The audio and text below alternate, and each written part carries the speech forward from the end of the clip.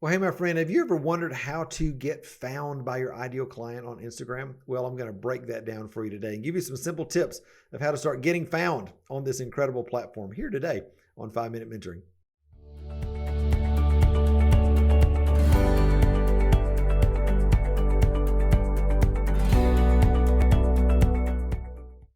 Well, hey, my friend, I'm so glad that you're here with me today on 5 Minute Mentoring. Listen, tons and tons, millions of people are using Instagram every day. Tons of artists are selling their work and connecting with their ideal clients and ideal strategic partners right there on this platform every day. But the key is not only, you looking for your clients, but it's also in what I call being found.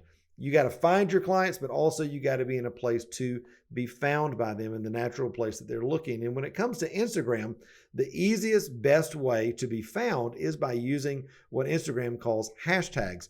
It's really just an identifier that creates a little neighborhood around a certain topic on Instagram so that you can associate yourself with that, and people that are looking for information, images, vendors, artists, cool things in that neighborhood, if you will, can find you.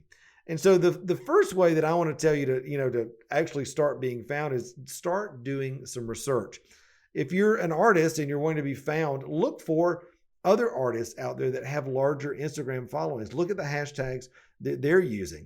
Those will begin to spur ideas for you. All right. Also, look at the hashtags that they're not using. Are there some things that are like, whoa, I totally thought they would have said this, but they're using this one? All right, take note of those things, and I encourage you, make a spreadsheet, or maybe put it in the notes area of your, like, I'm a Mac user, so I use notes a lot. So I put a lot of hashtags in my notes area, because that way when I'm getting ready to post them, I can just copy and paste and drop it right in to an Instagram post there on my phone, and it's available on any device that I'm on. All right.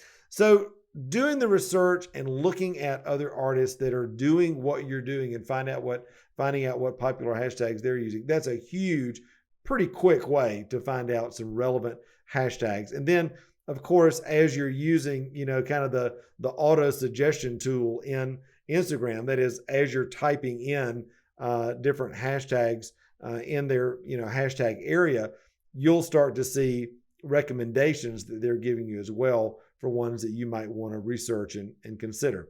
Again, just click on them and look, hey, is this a neighborhood that I want to be a part of? Is there a lot of action over here? Is there a lot of people commenting? Is there a lot of fresh posts coming in every day? Those are active hashtags that you want to be a part of. All right.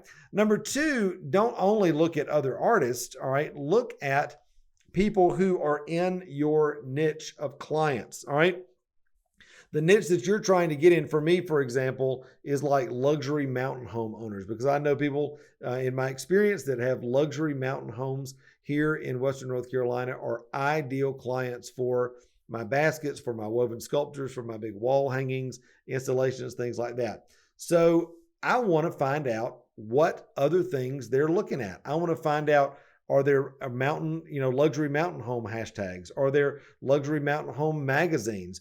Are there things about mountain culture and living in the mountains and fall color and traveling in the mountains? What are the things that are around, all right, my niche of clients? Because as I discover those things, I can research hashtags that will put me in front of them when they're going about their normal business on Instagram. And all of a sudden they'll be like, whoa, I never even saw that. How did that come up in my feed? Well, you're making an intersection point there with their natural life. You're in their natural habitat, if you will, which is really, really great. All right. So you're going to be found by them as they're looking for things normally. All right. And number three, same thing applies with potential strategic partners, interior designers, builders, realtors, whoever it is that's already doing business with your ideal client but doesn't compete with you. That's what we call a strategic partner. You want to use hashtags that'll get you in front of them as well. So again, whether it's your local, your regional, your national area, if you're marketing on a global scale, if you'll research people that are doing what you're doing, other artists, your ideal clients, their niche and different intersection points around that. And then also strategic partners, again, their niche and where they're at and the things that they're doing. and begin to use those in your Instagram posts, you're going to start getting into these neighborhoods and being found by people that are looking for the type of thing that you provide. Now, Instagram gives you 30 maximum hashtags that you can use. A lot of people say, use 5 to 10 at a time. There's nothing wrong necessarily with using 30. We use a lot of those. We use just about 30, I think, every time we post. And I don't know that I've seen a difference per se in using less versus more.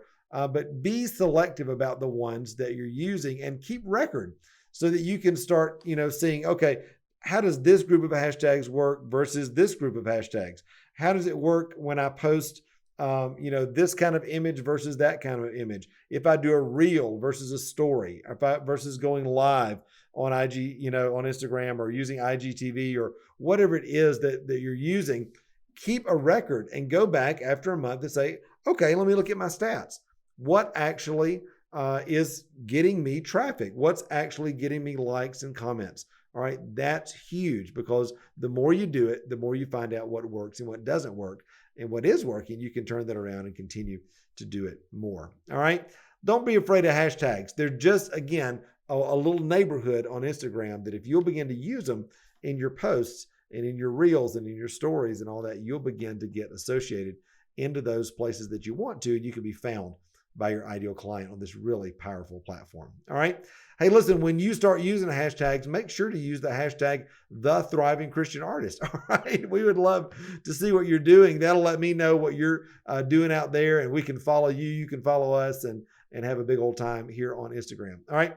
Love you very much. Glad you're with me. Until next time, remember, you were created to thrive. All right. Bye.